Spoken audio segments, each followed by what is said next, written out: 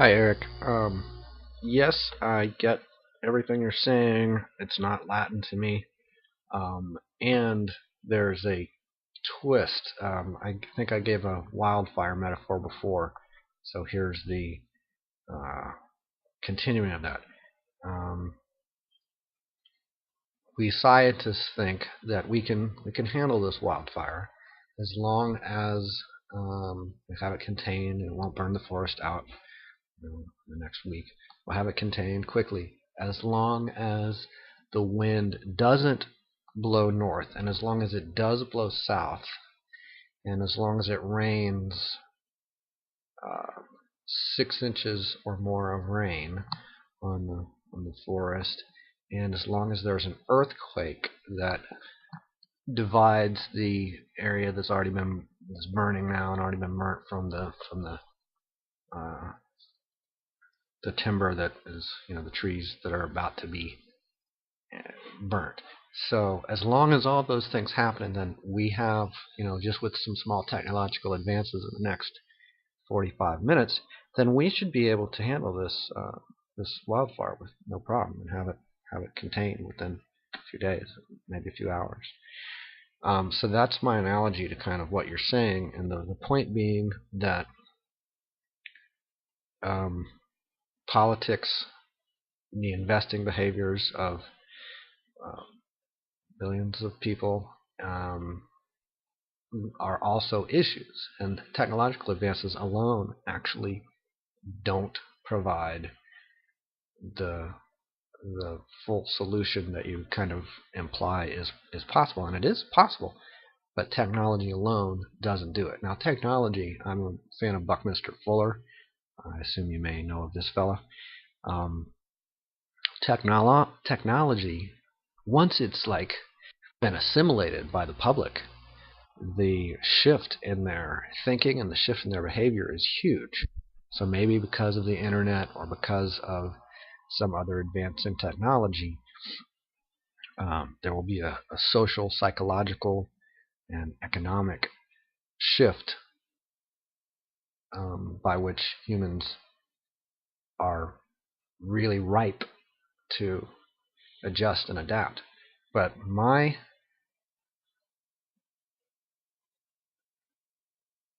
process has been to notice what's coming. I do not have a geology background or anything like that. I have a raw forecasting background. And the sequence of events is the oil markets are going to do certain things. That's going to affect the lending behavior of people. That's going to affect real estate prices. That's going to affect stock market prices. That's going to affect bankruptcy rates, foreclosure rates. That's going to affect the ability of governments to pay back bonds or else go bankrupt and cease functioning. It's going to change what programs governments do. It's going to change what industries are profitable or exist at all. It's going to change agriculture, ultimately. Like there will be potentially a whole lot more local agriculture, for instance. You may have heard this stuff already, some of this at least. But the issue isn't suddenly jumping from the geology to a top-down authoritarian communist or fascist solution. To me, the natural process is individuals notice stuff, individuals adjust. And the individual adjustments include things like taking precautions against governments and courts destabilizing, against real estate markets destabilizing, by which I mean selling, against insurance companies destabilizing, by which I mean divesting from them, or investing with real clarity that insurance policies are all gambling. They're all risk. Insurance policies, unlike real estate markets and stock markets, are real easy to predict. It's real easy to say real estate's going to go down, stock markets are going to crash, we'll get out, and we'll actually profit from the transition. With regard to insurance companies, because they insure things like health and life and auto collisions, you don't know if you're going to have an auto collision. But it's still a interesting thing if we're relying on the insurance companies to be solvent. That's where the gambling thing comes in. I'm not saying it's bad to have an auto insurance policy. It might be great. But if you expect the auto insurance policy to provide you safety or to provide you compensation if there's a collision, well, that is presuming that a company will be solvent. And because of the insurance industry's incredible involvement with mortgages, their capacity to keep their annuity contract promises and their life insurance policy promises, I think of as minimal. Over the long run, I think it's virtually impossible for them to continue to operate, given what I see coming in currency markets, which is a little bit of a complex complication of all the other issues I mentioned, but also a simple issue. Ultimately, the insurance companies will likely attempt to do everything they can to influence a hyperinflation of the euro, the US dollar, and so on. But I don't see that as reasonably practical. I don't think that they will succeed. I think they'll collapse.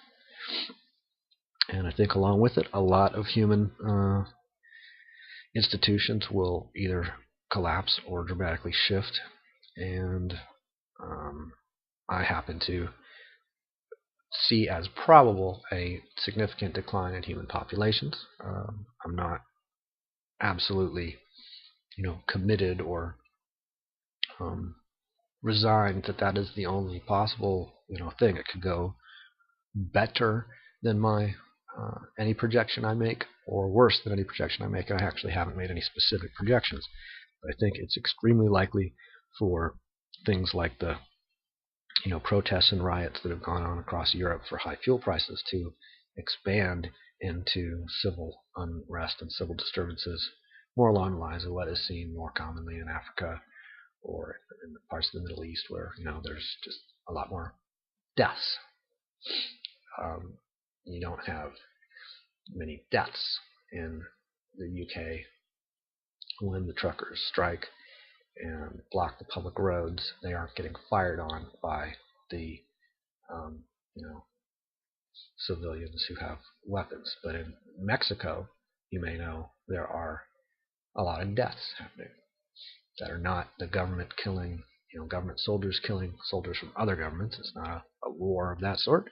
It's not the government killing the civilian population, like in Russia, USSR, or many other instances of that going on a wide scale. Of course, the Holocaust is kind of the conventional example in Westerners' minds.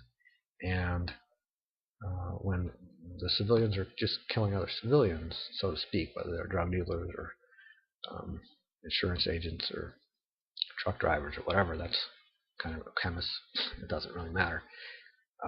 That is a breakdown of social fabric to a point where local clusters and tight networks become really significant. And something like my, the fact that I'm Catholic rather than Protestant, or the fact that I'm American rather than Mexican, gets less significant. And more significant is I'm from, a certain county. Like, counties geographically are going to be much more important than they used to be, than they have been. It's been that really centralized institutions, whether that's IBM or the UN or the USA or Bank of America. Centralized institutions have been huge in our lives recently. Intel, and much more small-scale things like people within the county I live in, or smaller organizations where it's a much tighter network, even though it might be dispersed geographically. Those kinds of shifts are probable, that we will have a complete anonymity on the level of centralized organizations having just millions of humans being accounts to them, and then the other side things more like a pirate ship, where you have a immediate, dense packed group of folks who are very personally, involved with each other. And yeah, so some of my metaphors maybe not the ones that are best for you, but maybe they work well enough. You'd understand what I'm saying, and that's my reply to you. So, and the other thing is my request or my invitation has been for people to consider making sometimes major adjustments to their finances, as well as how they legally structure or legally organize their finances, rather than maintaining things in their social security number in their own name. In many cases, going to a non-exempt shelter becomes extremely attractive. Not that it was unattractive before, in 1980 or 1990, but now it becomes extremely attractive for some people. I do debt settlements or for credit cards and things like that. And then the biggest thing is getting out of all those really high risk investments like real estate and the stock market, and getting into either safe investments, or which are relatively hard to find in a manner of speaking, or investments that have a risk-return ratio that's really attractive. So they might not be safe, but they have so much gain potential that a little bit of risk, you spread out a few of these, it can be very intelligent, rather than just staying like $1 million of assets strewn across the big companies of the U.S. stock market, and another $1 million strewn across real estate with heavy debts behind it. That's a recipe for bankruptcy. And I know I've talked to several people over the last few years, some of which have not followed my advice and became ex-millionaires, in some cases bankrupt ex-millionaires. I live in Phoenix, Arizona, and Scottsdale is a wealthy place with a lot of Americans that may have, for practical purposes, the same mentality that you're exposed to in Arkansas, where people just, haven't made personal adjustments. They've made, focus on politics and focus on things that led to their, $1 million plus portfolios disappearing.